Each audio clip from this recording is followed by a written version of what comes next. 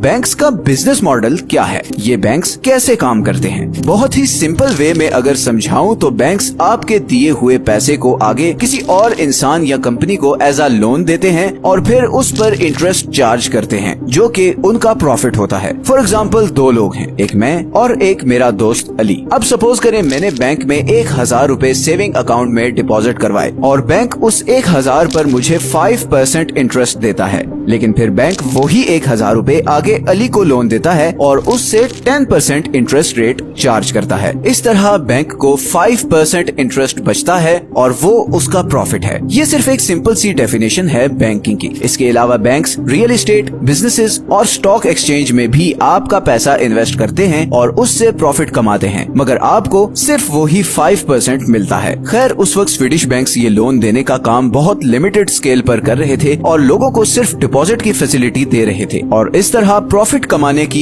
एक बहुत बड़ी अपॉर्चुनिटी भी मिस कर रहे थे। यही वो अपॉर्चुनिटी थी जो आंड्रे ने रियलाइज की और 1856 में स्वीडन के कैपिटल स्टॉकहोम्स में अपना बैंक खोला जिसका नाम था स्टॉकहोम्स एनस्किल्डा बैंक या शॉर्ट फॉर्म में SEB। आज से 200 साल पहले बैंक ओपन करना इतना मुश्किल नहीं था जितना आज है। आज तो इतनी रेगुलेशंस और कैपिटल रिक्वायरमेंट हैं कि आम आदमी तो सोच भी नहीं सकता। 19वीं सदी में बैंक ओपन करना इतना आसान था जितना कोई ज्वेलरी स्टोर खोलना। SEB ने पहली दफा स्वीडन में लोगों को ये ऑप्शन दी कि वो अपना पैसा इस बैंक में डिपॉजिट करें और बदले में उनकी सेविंग पे एक फिक्स्ड इंटरेस्ट रेट मिलेगा। स्वीडन के लोगों के लिए ये एक बिल्कुल नई चीज थी, बिकॉज उनके नजदीक तो बैंक का काम सिर्फ ये था कि वो आपके पैसे को सेव करे जैसे कोई लॉकर या तिजोरी होती है, पर अब उन्हें अपनी सेविंग्स पर प्रॉफिट मिल रहा था। SEB पर लोगों का एक हजूम लग गया। लोग अपनी जिंदगी भर की सेविंग्स लेकर SEB में डिपॉजिट करवाने लगे। इसी तरह क्योंकि उस वक्त इंडस्ट्रियलाइजेशन का बूम था